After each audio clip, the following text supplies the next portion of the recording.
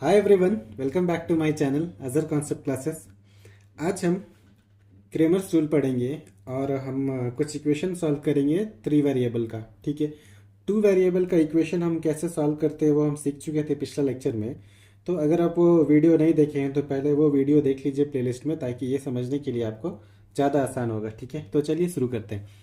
यहाँ पर सबसे पहले हम क्या बोलते हैं कि हमको एक डिटर्मिनेंट निकालना है। डिटर्मिनेंट यानी कि एक डेल्टा डिटर्मिनेंट बनाना है, और वो इस तरीके से बनेगा कि हम D1 D2 और D3 जो भी कांस्टेंट है उसको छोड़ के XYZ का कोफिशिएंट लिखेंगे। इक्वेशन 1 में A1 B1 C1 है, तो हम इसको A1 B1 C1 लिख लेंगे। उसी तरीके से इक्वेशन 2 से A2 B2 और C2 लिखेंगे, और इक्वेशन 3 से A3 B3 और C3 लिखेंगे। मतलब हम के यहाँ सबका वेरिएबल्स का कोफिशिएंट को लिख दिए। ठीक है, इसके बाद इस तरीके से हम क्या करेंगे, एक तो हम डेल्टा बना लिए, अब हम एक्स वाई और जेड बनाएंगे। तो हम एक्स बनाने के लिए क्या करेंगे, एक्स बनाने के लिए एक्स का कोफिशिएंट को छोड़ देंगे, A1 A2 A3 छोड़ देंगे, और उसके प्लेस पे D1 D2 D3 लिखेंगे। तो ये हो जाएगा D1 D2 और D3। बाकी बचा वाई और जेड सेम टू सेम, यानी कि B1 B2 B3 और C1 C2 और C3 वैसा ही लिख लेंगे। ठीक है, ये हो जाएगा कैपिटल एक्स लिखे हम। ठीक है, स्मॉल एक्स फाइंड करना है, बट डिटर्मिनेंट कैपिटल एक्स का बनाएंगे। फिर वाई फाइंड करना है तो कैपिटल वाई का बना लेंगे। इस बार क्या करेंगे, डिटर्मिनेंट में वाई का पोर्शन यानी कि B1 B2 B3 वाई का पोर्शन जो है कोफिशिएंट, उसको जगह पर कांस्टेंट यानी D1 D2 D3 लिख देंगे। बाकी एक्स वाला A1 A2 A3 A3 और जेड वाला C1 C2 C3 वैसा ही लिख लेंगे। ठीक है, अब हम y के बाद z बनाएंगे। z इज इक्वल्स टू, यहाँ पर क्या करेंगे, z का कोफिशिएंट को छोड़ के C1 C2 C3 जो है उसको छोड़ के D1 D2 D3 लिखेंगे। तो z के प्लेस पे क्या है, D1 D2 और D3 लिख दिए। बाकी बचा x और y का सेम रहेगा, तो क्या है A1 A2 A3 B1 B2 B3। ठीक है, ये हो गया। इसके बाद अगर आपको ये सबको सॉल्व करना है डिटर्मिनेंट, और जब आपको x फाइंड करना है तो यहाँ पर कैपिटल x बाई डेल्टा लिखेंगे। ठीक है, जब आपको y फाइंड करना रहेगा तो कैपिटल y बाई डेल्टा लिखेंगे, और जब आपको z फाइंड करना रहेगा तो आप क्या करेंगे, कैपिटल z बाई डेल्टा लिखेंगे। ये हमारा क्रेमर्स रूल है, काफ़ी इजी रहेगा 3 इक्वेशन को सॉल्व करने के लिए। ठीक है, और हमेशा क्रेमर्स रूल से एक सवाल जरूर आता है। चलिए समझने के लिए हम एक क्वेश्चन लेते हैं। क्या बोल रहा है, सॉल्व बाय क्रेमर्स रूल, और इसमें इक्वेशन दिया हुआ है x plus y plus z equal to 5, x plus 2y plus 3z equal to 12, 2x minus y plus z equal to 4। और ये सवाल हमने 2018 के क्वेश्चन से उठाया हुआ है। ठीक है, यानी कि ये प्रीवियस ईयर क्वेश्चन का सॉल्यूशन हम करने जा रहे हैं, और साथ में हम ये भी समझ रहे हैं कि किस तरीके से क्रेमर्स रूल का यूज़ करके 3 वेरिएबल के इक्वेशन को सॉल्व करेंगे। ठीक, तो सबसे पहले हम क्या बोले, एक डिटर्मिनेंट डेल्टा बनाना है, और उसमें हम क्या करते हैं, कांस्टेंट टर्म यानी 5 12 और 4 को नहीं लिख करके बाकी एक्स वाई जेड का कोफिशिएंट लिखिए। तो अब पहला इक्वेशन देखेंगे तो उसमें एक्स वाई जेड यानी कि तीनों का कोफिशिएंट 1 1 1 है। दूसरा इक्वेशन देखें तो 1 2 और 3 है, तो ये 1 2 3 हो जाएगा। तीसरा देखें तो 2 -1 और 1 है, तो 2 -1 और 1 हो जाएगा। ठीक है, अब हम इसको सॉल्व कर लेते हैं। इसके अक्रॉस अगर हम सॉल्व करें तो क्या हो जाएगा, आसान होगा, 1 1 है, और अगर प्रॉपर्टीज लगा दे तो और भी आसान हो सकता है।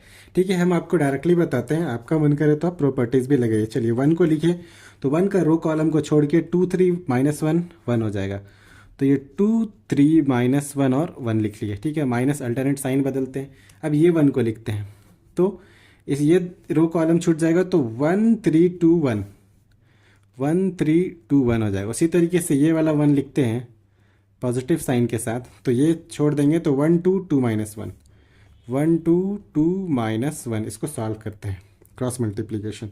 ये 1 ऐसे ही रख दिए, 2 को 1 से किए तो 2 -1 को 3 से करते हैं तो 3, लेकिन एक माइनस साइन है तो +3 हो जाएगा। डायरेक्ट हम सॉल्व कर दे रहे हैं। -1, ये 1 × 1 1 हो गया, -2 × 3 6 हो गया, +1, ये 1 × -1 -1 हो गया, 2 × 2 -4 हो गया।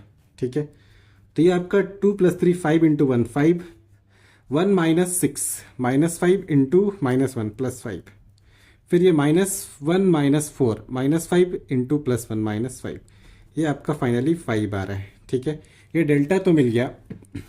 अब हमको क्या फाइंड करना है, हमको एक डिटरमिनेंट x बनाना है। x कैसे बनाते हैं, तो x का कोफिशिएंट क्या है 1 1 1, उसके जगह पर क्या लिखते हैं कांस्टेंट टर्म को, यानी कि 5 12 और 4 लिखेंगे। ठीक है, तो ये हमारा 5 12 और 4 हो गया।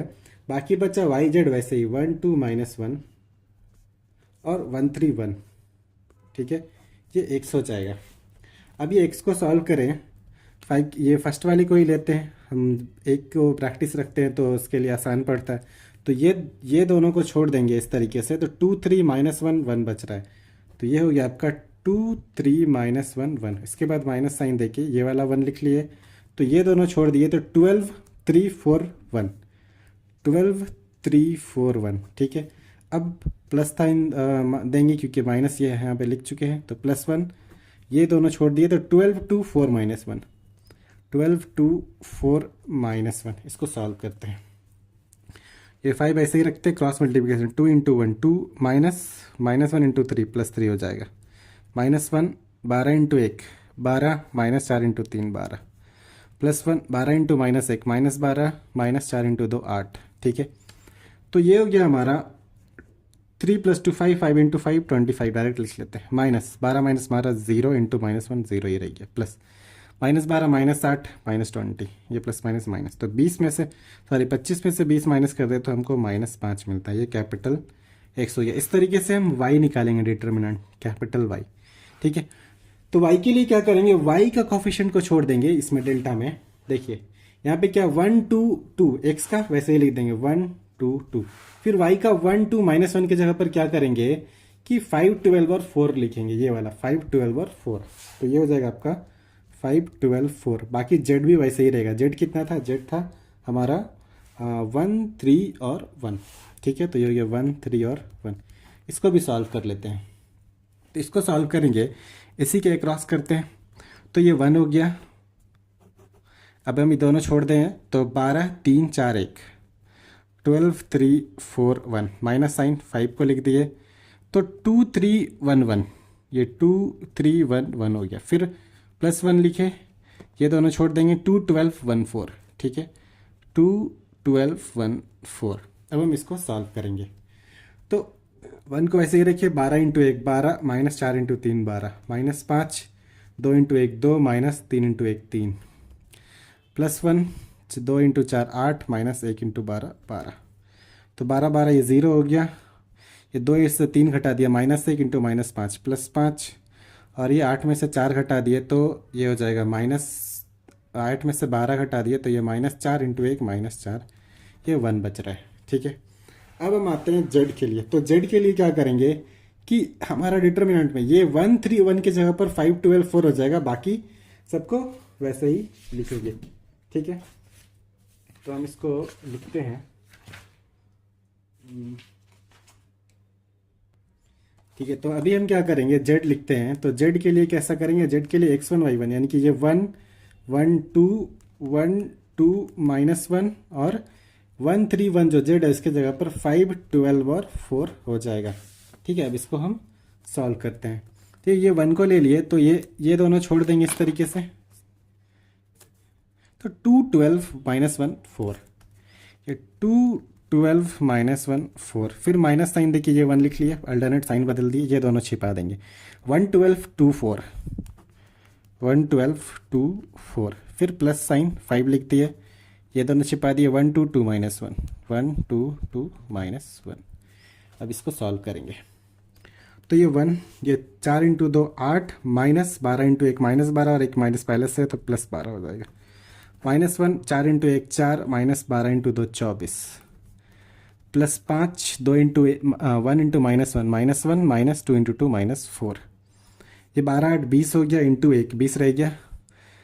4 में से 24 घटाई तो -20, या माइनस माइनस +20, -1 -4 -5 इंटू 5 -25, 20 20 40 हो गया, -25 कर दिए तो ये 15 हो जाएगा। ठीक है, अब हमको क्या करना है, अगर x निकालना है, स्मॉल x निकालना है, तो capital X by delta, small y निकालना है तो कैपिटल वाई बाई डेल्टा, और अगर स्मॉल जेड निकालना है तो कैपिटल जेड बाई डेल्टा लिखना है। ठीक है, तो हम देखते कैपिटल एक्स कितना आया था। कैपिटल एक्स आपका आया था -5, और डेल्टा कितना आया था, डेल्टा आपका 5 आया था। तो ये हो गया आपका -5/5। फिर वाई, वाई कितना आया था आपको, यहाँ पर वाई 1 आया था। ठीक है, तो 1 हो गया, और डेल्टा आपका 5 है। ठीक है, और जेड के लिए जेड कितना आया, 15 आया है, और डेल्टा आपका 5 है। ये 5 से 5 कट गया तो -1, ये 1/5 ही रह गया, या 3 बार में कट गया। तो आपको जो आंसर मिल रहा है वो x is equal to -1, y is equal to 1/5 और z इज इक्व टू 3। ये आपका फाइनल आंसर हो गया। ठीक है, और ये सवाल जो है आपका 8 मार्क्स का रहने वाला है। 100% गारंटी है कि ये 8 मार्क्स का ही आना है। ठीक है, तो अगर आपको ये वीडियो पसंद आए तो लाइक शेयर और सब्सक्राइब कीजिए, और ये प्लेलिस्ट को सेव कर लीजिए। इसमें हमारा पूरा सेमेस्टर 1 का वीडियो लेक्चर्स अपलोड होता रहेगा। Thank you.